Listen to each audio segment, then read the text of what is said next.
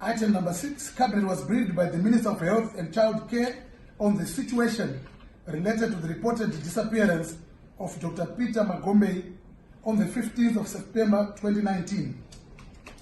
Government is particularly concerned over the growing trend of incidents of this nature, which put the lives of the country's citizens at risk, while at the same time appearing to be calculated to tarnish the image of the country. Government once again appeals to all those with information that can assist in establishing the whereabouts of Dr. Magombeyi to alert the police as a matter of extreme urgency. Furthermore, government is concerned over these occurrences, which of late tend to occur at a time when important international events are scheduled to take place. We wish to assure the nation that government is deeply concerned with this threat to safety of its citizens and is determined to investigate the matter and bring the perpetrators to book. I hand over back to you. Thank you, Chairman. And now we have the opportunity to ask questions, the ministers, and those who are here, and those who will join us will respond accordingly. So, as usual, let me have the first session of 4 questions to be presented. And if need be, we can have an extension of the second session for equal numbers. As usual, you introduce yourself and who you represent. So let's have the thing open. Yes, Abigail, is it? Good afternoon. My name is Belinda. I'm from Zimpapers Television Network. My question is, I think it should be addressed in relation to the disappearance of Dr. Magombeyi. I wanted to find out I appreciate the concern that government has put forward. However, questions arise as to the progress on investigations. What is the progress on investigation in this particular case?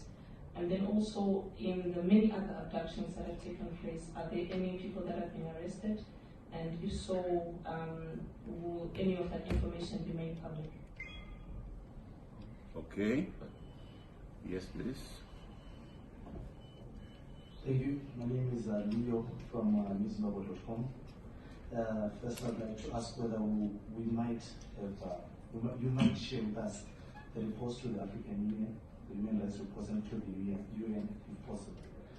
And then on the disappearance of Dr. Magombeyi, unfortunately the permanent secretary is not around, but the permanent secretary has insinuated, or in fact he has said that there is a third force which is trying to tarnish the image of the administration of President Emerson Mnangagwa.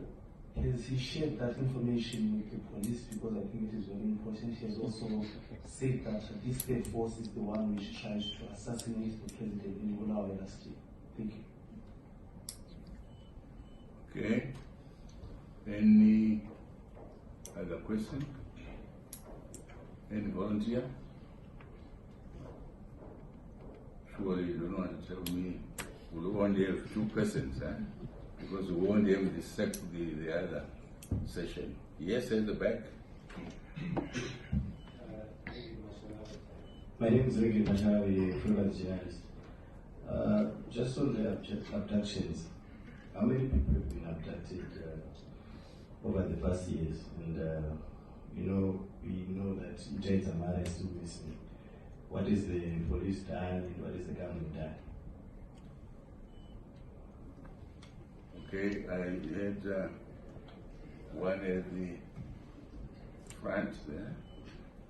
Being blocked, yeah?